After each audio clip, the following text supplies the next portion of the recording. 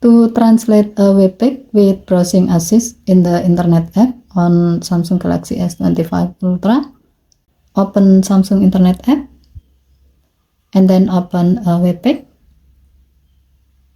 Tap browsing assist icon at the bottom toolbar and then select translate to translate the web page. Select the required language you want to translate the page into. As the example, we will select English. As you can see, the page will automatically reload and show the translated content.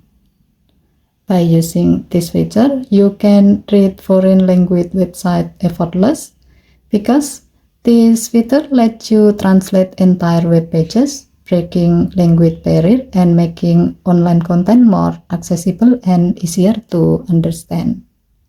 Okay, thank you for watching. Please help to like and subscribe. Have a nice day.